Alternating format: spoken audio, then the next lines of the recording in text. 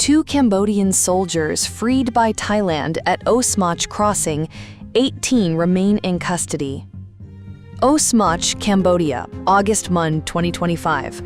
Two Cambodian soldiers, part of a group of 20 detained by Thai forces since July 29th, were released and returned to Cambodia through the Osmach border crossing in Odar Meneche province on Friday morning.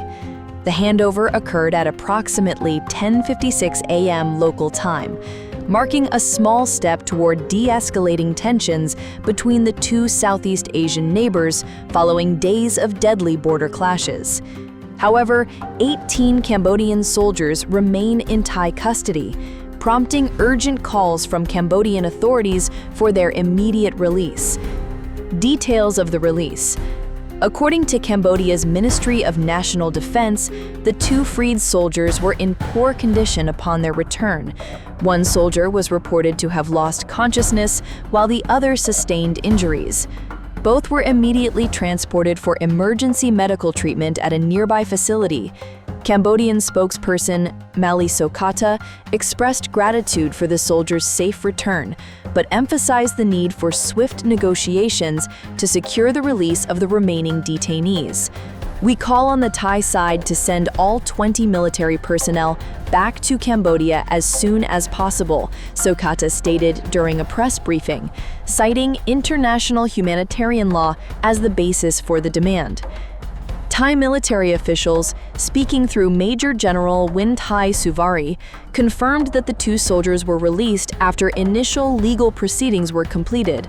Suvari noted that the remaining 18 soldiers are being held pending further investigation, though the exact nature of the legal proceedings was not disclosed. Thailand's The Nation newspaper reported that the Thai military is conducting a comprehensive review of the incident, suggesting a deliberate approach to the detainees' recapturation. Context of the detentions.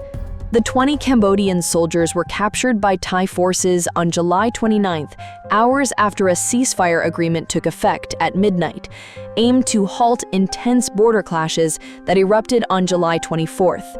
The skirmishes centered around disputed territories, including the Tam Mawan Tam and Priya Vihar temples, resulted in at least 38 deaths, mostly civilians, and displaced nearly 300,000 people across both sides of the border.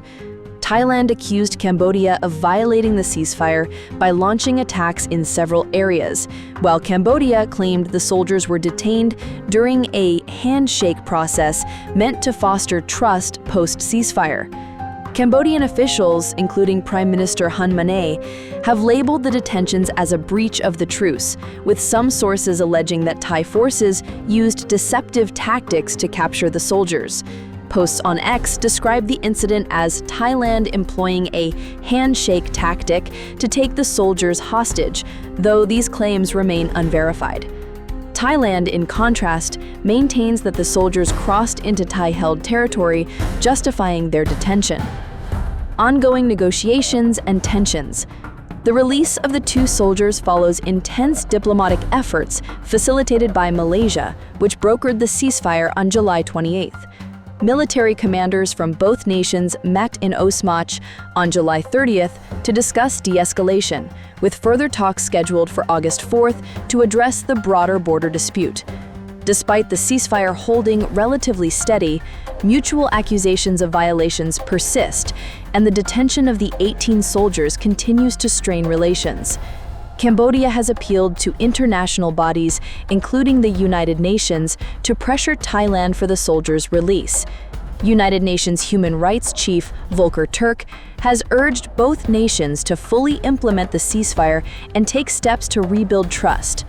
Meanwhile, Thai Acting Prime Minister Phumtham Wechawaya downplayed earlier ceasefire violations, attributing them to undisciplined soldiers and insisting that Thailand's responses have been restrained.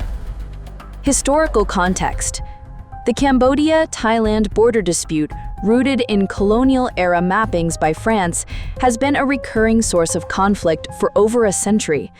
The 1962 International Court of Justice ruling awarded the Preah Vihear Temple to Cambodia, but surrounding territories remain contested, fueling nationalist sentiments on both sides.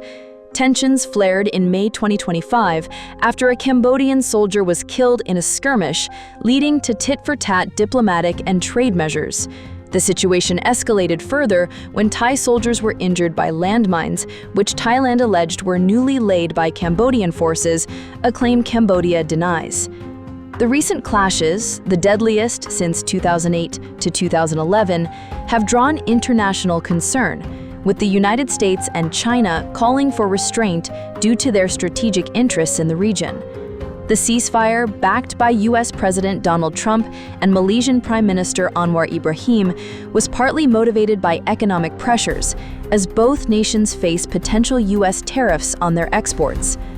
Posts on X reflect polarized sentiments, with Cambodian users decrying Thailand's actions as kidnapping and Thai users emphasizing the need for legal accountability.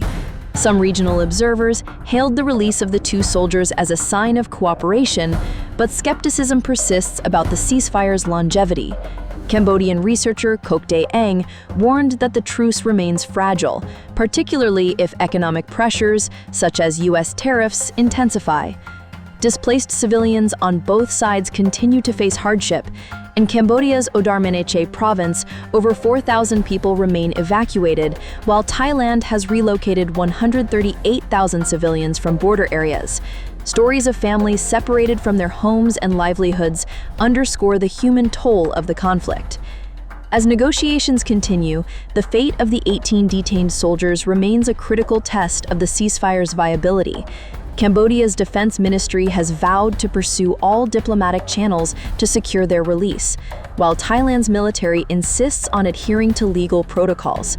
The August 4th talks in Cambodia, with Malaysia as an observer, will likely address both the detainees and the broader territorial dispute. For now, the return of the two soldiers offers a glimmer of hope amid a tense standoff. However, with deep-seated historical grievances and nationalist fervor on both sides, the path to lasting peace remains uncertain.